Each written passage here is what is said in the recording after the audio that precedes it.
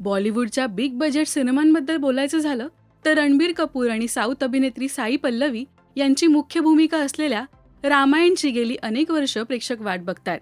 अखेर बहुप्रतीक्षित सिनेमाचा ट्रेलर आज रिलीज झाला. अभिमानाची गोष्ट म्हणजे या सिनेमात आपला मराठमोळा चेहराही झळकणार आहे. अभिनेता आदिनाथ कोठारेची या बिग बजेट आणि मल्टीस्टारर सिनेमामध्ये वर्णी लागलीय. आदिनाथ प्रभू श्रीरामांचे भाऊ भरत यांची भूमिका साकारतोय. प्रभू श्रीराम वनवासात असताना भरत यांची भेट घेतो. प्रभूंच्या सांगण्यावरून अयोध्येत परततो, तरी श्रीरामांच्या पादुका घेऊन भरत अयोध्येच्या सिंहासनावर ठेवतो.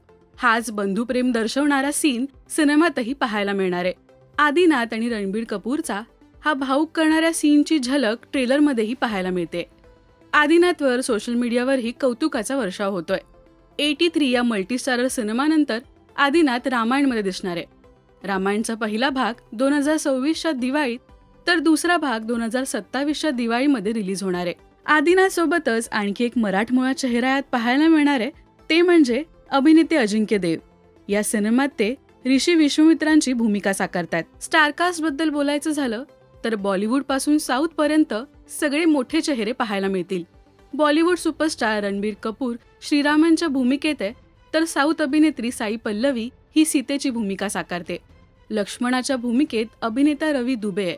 तर KGF या सिनेमामुळे प्रसिद्ध असलेला साऊथ सुपरस्टार यश हा लंका नरेश रावणाची भूमिका साकारतोय. इतकंच नाही तर टेलिव्हिजनवर 80चे दशक गाजवणाऱ्या रामायण या मालिकेत ज्यांनी रामाची भूमिका साकारली होती ते अभिनेते अरुण गोविल या सिनेमात दशरथची भूमिका साकारतात. प्रेक्षक या सिनेमाची आतुरतेने वाट पाहतात. तसंच मराठी प्रेक्षक सुद्धा आदिनाथचा सिनेमातला अभिनय पाहण्यासाठी उत्सुक झालेत. तुम्ही या सिनेमासाठी उत्सुक आहात का? आणि आदिनाथचा लुक तुम्हाला आवडलाय का? हे आम्हाला कमेंट्समधून नक्की सांगा.